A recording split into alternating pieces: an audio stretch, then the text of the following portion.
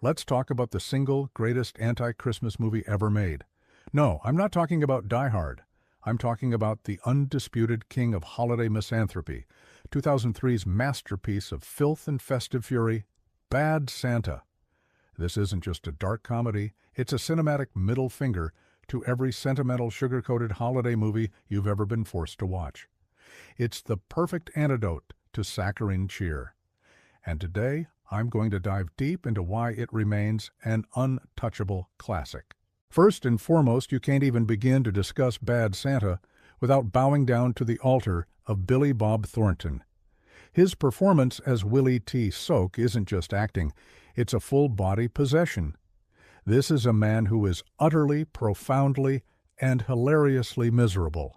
He's a belligerent, chain-smoking, alcoholic safecracker who just happens to wear a Santa suit for a month out of the year to rob department stores. Thornton embodies Willie's wretchedness so completely that you can almost smell the cheap whiskey and self-loathing coming off the screen. He doesn't just play a bad Santa, he becomes the physical embodiment of holiday-induced despair. It's a fearless, Oscar-worthy performance that's so raw and real. It's almost uncomfortable to watch, yet you absolutely can't look away. He never winks at the camera or asks for our sympathy. He just exists in this pit of his own making, and it is glorious. Next, let's talk about how this movie gleefully demolishes every holiday trope in the book. You know the formula. A cynical grump has his heart melted by the magic of Christmas and becomes a better person. Bad Santa takes that formula, douses it in gasoline, and lights it on fire. Willie doesn't find redemption in the traditional sense. He doesn't suddenly start loving Christmas carols or baking gingerbread cookies. The movie subverts our expectations at every single turn. The Santa is a thief. The elf is his foul-mouthed partner in crime, and the jolly spirit of the season is replaced with a thick, suffocating cloud of cynicism. It refuses to give us the easy, heartwarming moments we're conditioned to expect. Instead, it offers something far more honest and infinitely funnier, a story that acknowledges that for a lot of people, the holidays are just plain awful.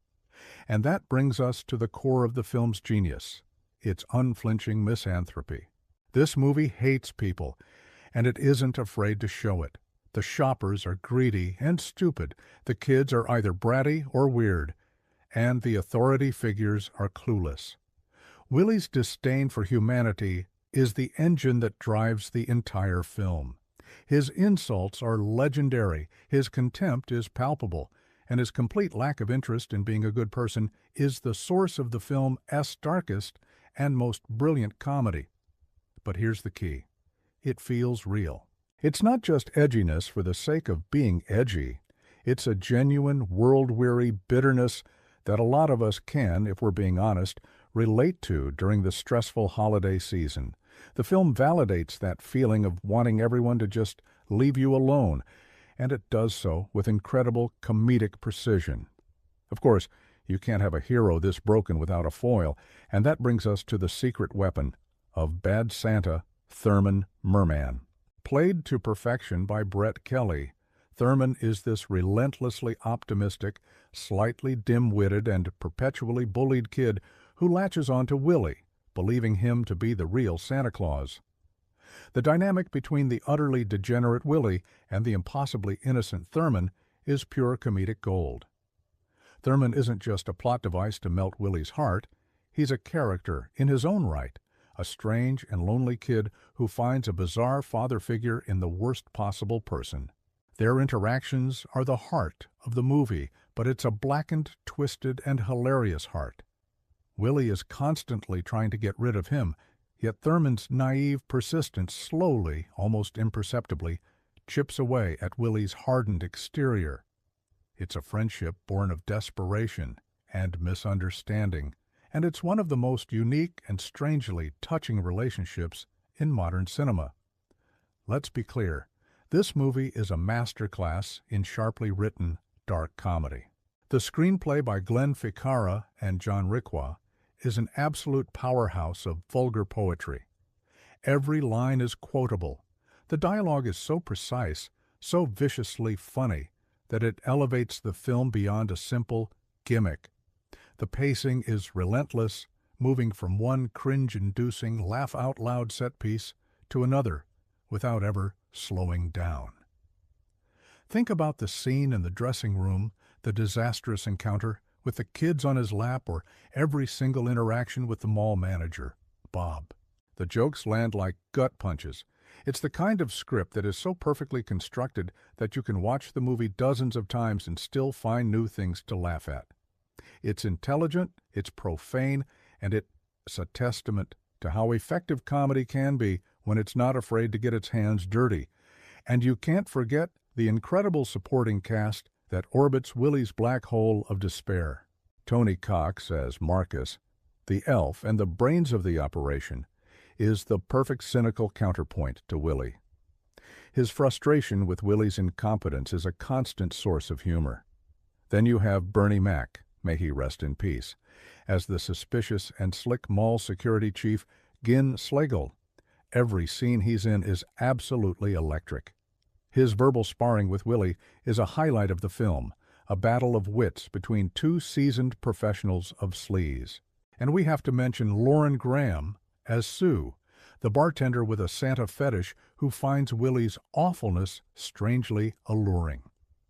She adds another layer of bizarre, sweet-natured degeneracy to the mix.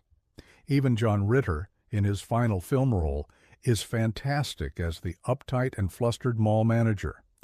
Every single actor understood the assignment and committed completely to the film's dark, comedic tone. Finally, what truly cements Bad Santa as a classic is an ending that doesn't cheat. The film doesn't betray its own cynicism for a cheap, happy resolution. Willie doesn't magically become a saint. He doesn't win the lottery and buy Thurman a pony. The ending is messy, violent, and bittersweet, which is perfectly in line with everything that came before it. Willie makes a choice, a small, almost pathetic attempt at doing something decent, but it's on his own terms. It feels earned because the film has spent its entire runtime establishing just how difficult it is for this man to do anything remotely selfless. The resolution is not about a magical Christmas transformation. It's about a deeply broken man taking one tiny, faltering step out of the abyss. It's a hopeful ending in its own twisted way, but it's a hope that's caked in dirt, grime, and regret. It's the perfect conclusion to a perfect anti-Christmas movie. So there you have it. Bad Santa is more than just a raunchy comedy. It's a brilliantly crafted film with a legendary central performance, a razor-sharp script, and a core of genuine, albeit very dark, emotion. It's the movie you watch when you've had enough of the forced cheer and just want to laugh at the absurdity of it all. It's the undisputed king of holiday misanthropy, and for that, we should all be eternally grateful. What do you think? Is Bad Santa the greatest Christmas movie of all time? Or is there another dark horse contender? Let me know down in the comments. Thanks so much for watching, and if you enjoyed this deep dive, make sure to like and subscribe for more. See you next time.